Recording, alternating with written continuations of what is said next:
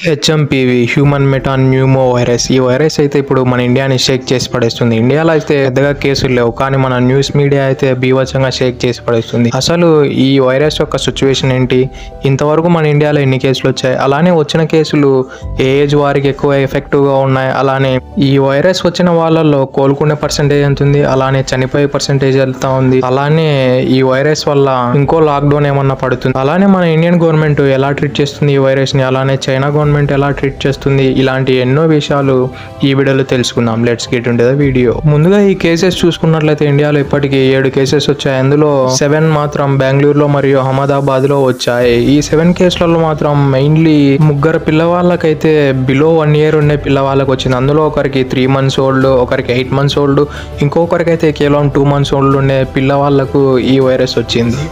ఈ వైరస్ అయితే majorly respirator system పైన అఫెక్ట్ చేస్తుంది. అంటే లంగ్స్, నోస్ ఇటువంటి దాళ్ళపైన ఎక్కువగా అఫెక్ట్ చూపిస్తుంది. ఇక ఈ వైరస్ సిమ్టమ్స్ వచ్చేసి దగ్గు, ఫీవరు, నోస్ మొత్తం బ్లాక్ అయిపోతుంది, అలానే సోర్ థ్రోట్ అంటే గొంతు నొప్పి, అలానే డిఫికల్ట్ టు బ్రీతింగ్ అనేది అంత ఈజీగా అందదు. ఇవన్నీ ఈ వైరస్ యొక్క సిమ్టమ్స్. ఈ వైరస్ వల్ల మెయిన్లీ అఫెక్ట్ అయ్యే పీపుల్స్ వచ్చేసి అబోవ్ 60 years లేదంటే బిలో 10 years వాళ్ళు చాలా అఫెక్ట్ అవుతారంట.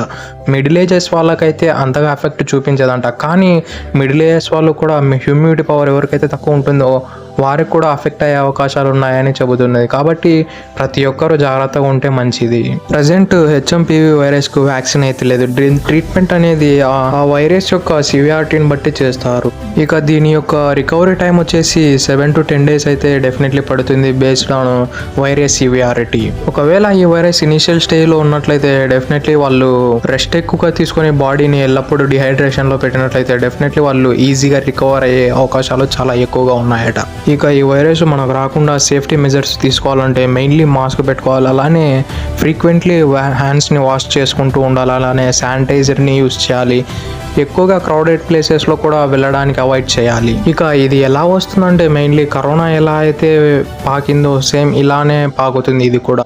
మనిషి టు మనిషి ఎప్పుడైనా షేక్ హ్యాండ్ ఇచ్చేటప్పుడు, లేదంటే ఒక వైరస్ ఉన్న పర్సన్ని మీరు హగ్ చేసినట్లు లేదంటే కిస్ చేసినట్లయితే డెఫినెట్లీ ఇది పాకే ఛాన్సెస్ ఉన్నాయి. ఈవెన్ మీరు కోవిడ్ చూసుకున్నది కూడా 2019లో వాళ్ళకు జనవరిలో హాలిడేస్ ఉన్నప్పుడు చైనీస్ వాళ్ళంతా థాయిలాండ్, ఇండియాకు టూరిజం కోసం వచ్చి కోవిడ్ మొత్తం స్ప్రెడ్ చేసి పడేశారు.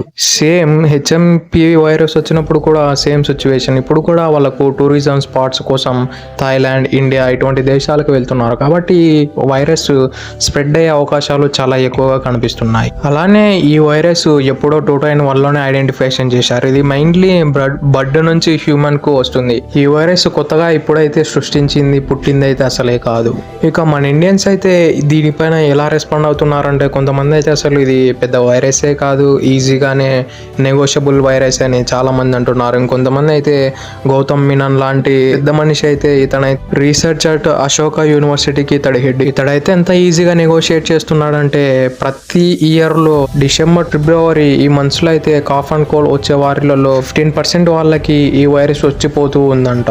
కాబట్టి ఇది పెద్ద అయితే రిస్క్ కాదని అతను అంటున్నాడు. ఇక చైనా గవర్నమెంట్ విషయానికి వస్తే యాజ్ యూజువల్ కోవిడ్ అప్పుడు ఎలా అయితే చెప్పిందో ఇది పెద్ద ఇష్యూనే కాదు, మా చైనాలో కూడా పెద్దగా ఏం జరగడం లేదని సేమ్ ఇలానే ఈసారి కూడా చెప్పింది. ఇక చైనాలో ఉండే ఇండియన్ ఇన్ఫ్లుయెన్సర్స్ అయితే చాలా బీభత్సంగా చూపిస్తున్నారు. అసలు అక్కడ ఏమీ కానీ జరగడం లేదు, జస్ట్ వీళ్ళకు వింటర్ సీజన్స్లో వచ్చే దగ్గు, జలుబే, దీనికోసమే ఇక్కడ అంతా హాస్పిటల్స్ ఫుల్ అయ్యాయి, ఇక్కడైతే ఎటువంటి వైరస్ లేదని చైనాలో ఉండే ఇండియన్ ఇన్ఫ్లుయెన్సర్స్ అయితే చాలా కరాఖండిగా చెప్పి పడేస్తున్నారు. ఇప్పుడు మనం ఎవరి మాట వినాలో మనకైతే అసలు అర్థం కాలేదు. That's it for today. ఇలాంటి మరెన్నో వీడియోల కోసం మన ఛానల్ సబ్స్క్రైబ్ చేసి డైలీ ఫాలో కండి. Thank you for have a nice day.